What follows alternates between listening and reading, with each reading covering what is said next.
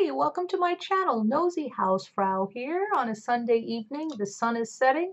I'm in my pajamas. I'm actually indulging in a cup of coffee or Illuma not tea.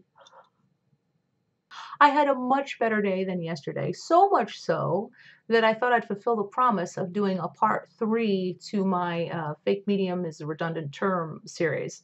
So many people were interested in a couple of ghost stories that I hadn't told.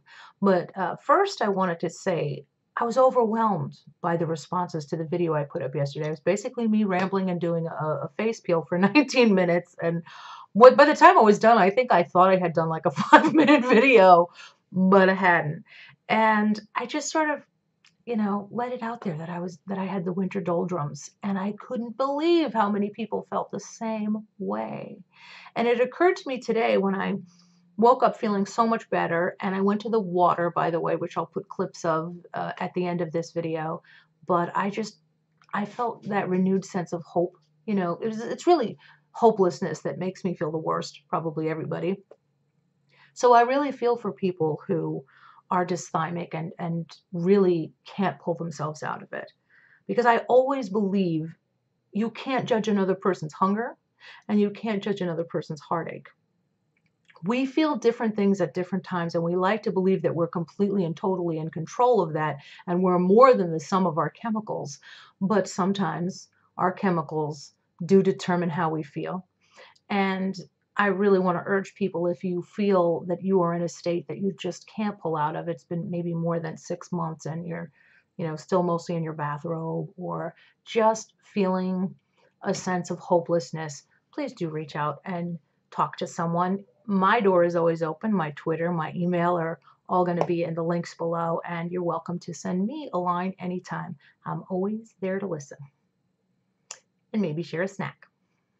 Now, tomorrow is Monday, and I do have a teensy-weensy bit of Monday anxiety, but mostly I feel that anything that comes my way I can handle. And today was a day that was really filled with fun and sun and family, and I went with my guys to the water. We had breakfast together, and then we went to the water, and it's not Saturday, so I ate really healthy, vegetables and fruits in the morning, and, I was really took my vitamin D, and I got some sunshine, and that's a huge difference. I don't take a lot of supplements other than my vitamins, but I do take vitamin D because vitamin D is a hormone, and a lot of us forget, and a lot of women, particularly of a certain age, can get depleted, and we don't realize that that messes with everything.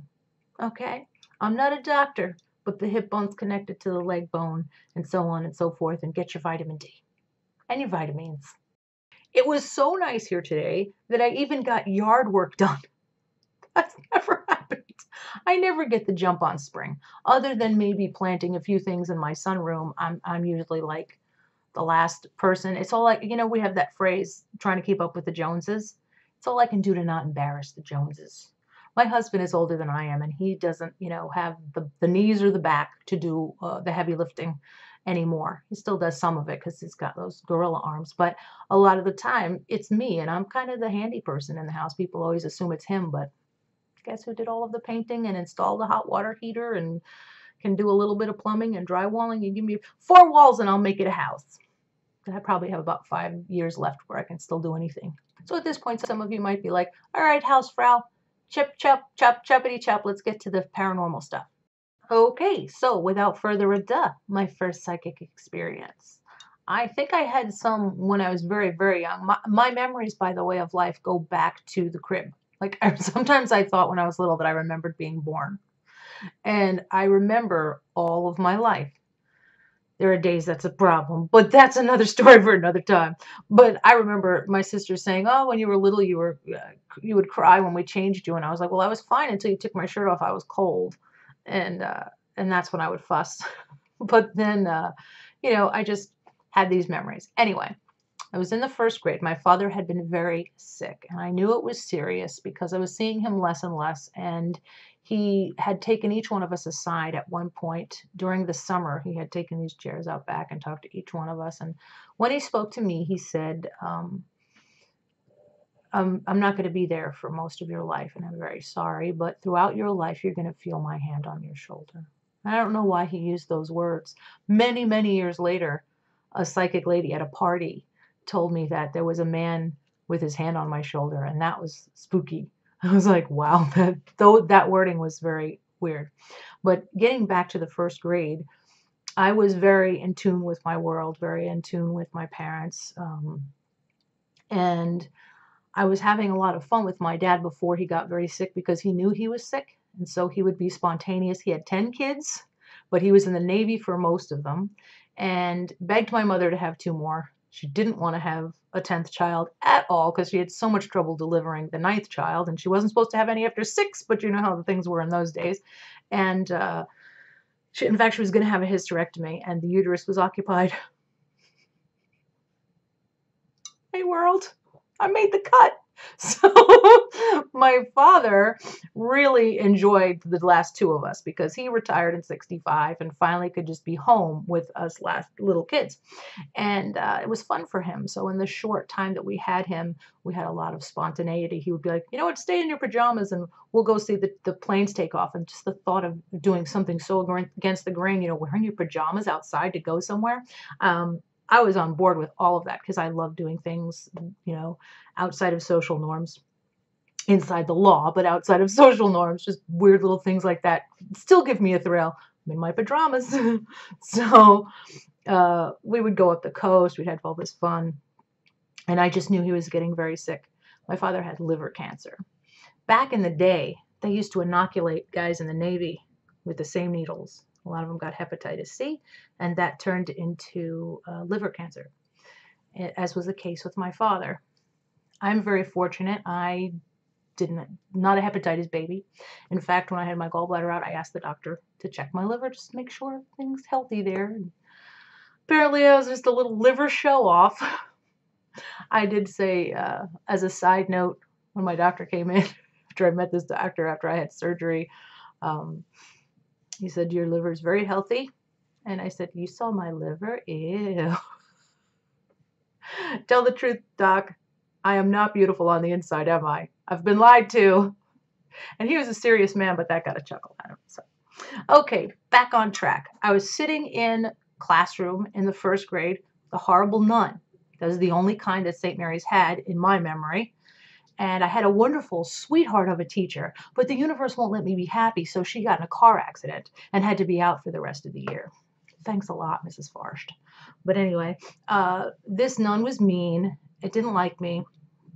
And I looked up at the clock and said, it was 9:45 a.m. And I said, my daddy just died. My daddy's dead. That's what I said. So, Carrie Elizabeth, what are you talking about? I'm like, my daddy's dead. And I just sat there in the chair, and she was yelling at me for either speaking out of turn or because it was very important to raise your hand. And I just remember just being lost in that moment of knowing that he was gone, and also being a little weirded out that I knew. And it turned out he had died, of course. And I don't know what the nun said to my mother, but I just remember my mother saying, don't just blurt things out. You don't be a smarty pants or tell people you know stuff or whatever. I don't know. So I don't think anybody in my life could deny that that had been a real unexplainable event, because a first grader isn't going to make that up. And how could I know? And by the way, I don't know how this happened, but I did go through a full day of school. So I think I know why, because I was told that my mother was really falling apart. And my mother, who was always there, was not there when I got home. I already knew what happened. I came in the door, and my older sister, the oldest of all of us, who I think was like at this time 19, she had been driving my dad back and forth. She said a very Catholic thing. She said, good news, Daddy's in heaven. And I was like, yeah, that's great news. Why do they tell us that? I mean, it was in the first grade, and I was just like, I know. But I just remember thinking, oh, why do we have these traditions in place that blow sunshine up our arse? Which I couldn't really express at that time, but I just thought, it's another lie that they tell you. It's just another fairy tale. I know. I was very young and skeptical, but, it's kind of funny how somebody as religious as my mother was is able to just write things off, as just like, it can coexist. Catholicism can coexist with unexplainable events. And when, it was discussed that I sometimes knew things, that in particular, my mother's response was, well, you and your other sister were born with a veil over your face, and that just happens. So it's like, what does that mean? And I found out years later, it's supposed to mean you will be more likely to be clairvoyant if the membrane over your face is not broken at the time that you come out, which is like amazing that my mother would even talk about that. So you can decide for yourselves if that's true, but maybe you already know. As I was growing older, I developed an ability to kind of walk into a building and get a feeling of an energy, sort of. Some buildings make me feel a good energy, some make me feel a bad energy, and I don't really think about it too much. But I went into my sister's house, one of my sisters, when I was visiting her. She lived in this not that old house, but I went in.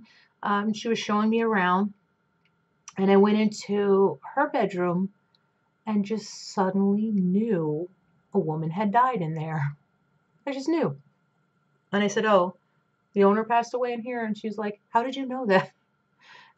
She's really a skeptic. So she just like, if she hears something weird, she just didn't hear it. That's as far as she's concerned.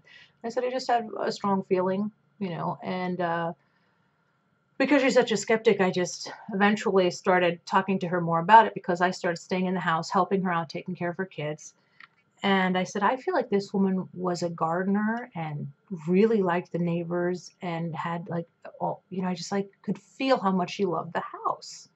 And I said, I think she was a spinster. And my sister said, how did you know that? That's exactly right. I didn't know she even knew that much about the woman. So it turned out to all be true. And I'm like, well, it's just a hunch, and maybe, maybe this was true, or maybe this was true. And, these things turned out to be true. And I said, I feel like she had no children and but she loved the children on the block. Like there was somehow an echo of a voice I had never heard.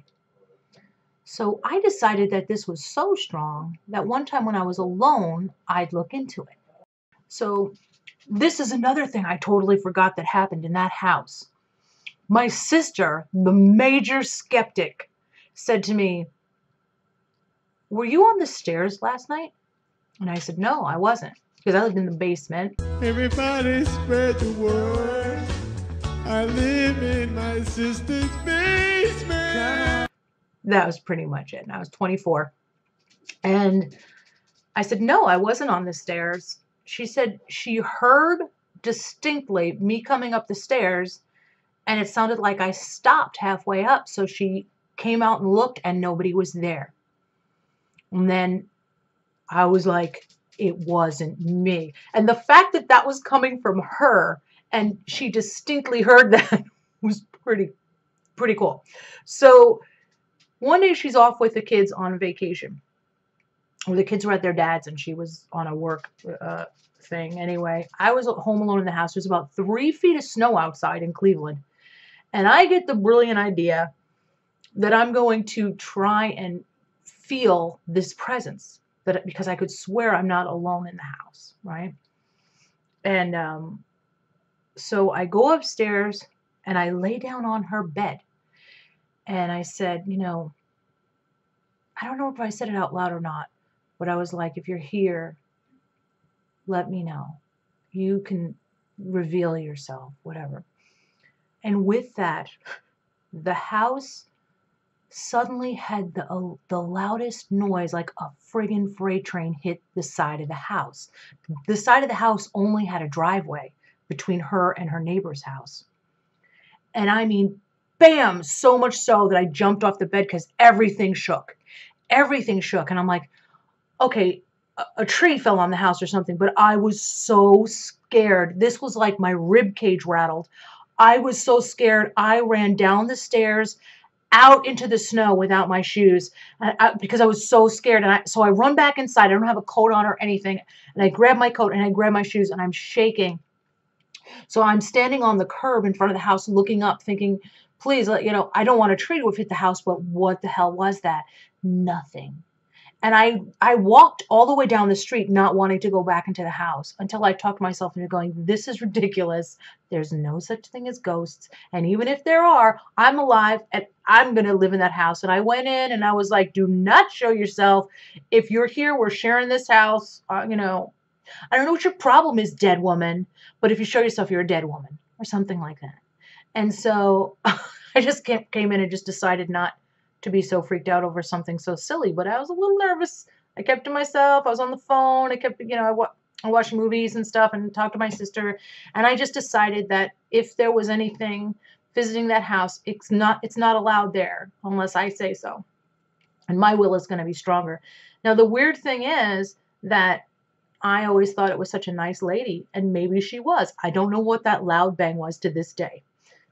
And the next morning when the sun was out, I went all around the house looking for something, because how could a bang that loud not have been caught like some damage? I'm so loud, like a crash, a thud, you know, you hear and feel impact, and there was nothing.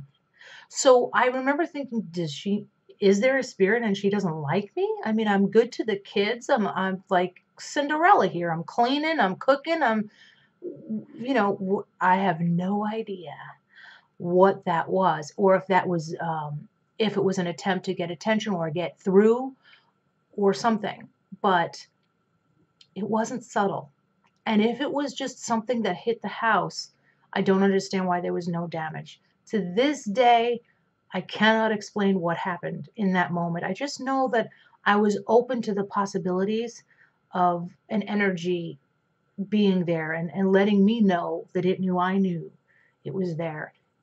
And I have no idea why that happened. I still think about it and I'm like, nothing, there wasn't even a tree like behind the house or on the side of that. There was nothing that could have hit the house. And you would think with a noise that loud that rattled the windows, you could hear the windows rattle, you would think that the neighbors would have heard it too. Like it wasn't a gun that went off, but it was just like the whole house was shot out of a cannon. And I couldn't understand it. And I was trying to make sense of that in my mind, and I never told my sister. I just let it go, and you know, shortly thereafter moved out. Okay, so that wraps up my paranormal series with a bow. I may revisit this topic because it's a fun one, and I really love your comments. Do share with me your stories. I enjoy them. They are, like I've said before, much better than my vlogs. And I'm hoping to cover a lot of topics. I had taken notes on so many things I want to discuss. I am behind on the drama, first of all. It's like you have to do research every day. It's like chocolates coming down the conveyor belt, and I'm Lucy going, what? Who's James Charles? What is this about fake drama? How am I going to do a fake video if I don't know what the fake drama is? So I have to get on the ball. I have to get on the ball. Another thing is Jeffree Star does owe me another blood sugar pallet, but we'll wait. He did say it would be about 3 to 4 weeks, and that was on February 10th. So we'll give him a little more time before we curse 3 generations of his family. Beyond that, I want to do some more makeup reviews. I'm going to have more giveaways. I did pick someone else that's getting a palette. She knows who she is. She's not getting a Jeffree Star palette. She's getting Anastasia of Beverly Hills, the Renaissance palette that I have, and I have been enjoying. Oh, look at that. Modern Renaissance for my restoration project. And it's somebody who just really wanted it, so I wanted to give it to her. And also, I have to tell you, with all the makeup I've been playing with lately, the one that I find is really quality and really holds up is Lorac. And this is just one of the eyeshadows that I have. And I have a bunch of these that my husband gave me in a kit one year for Christmas. Not last Christmas, the Christmas before.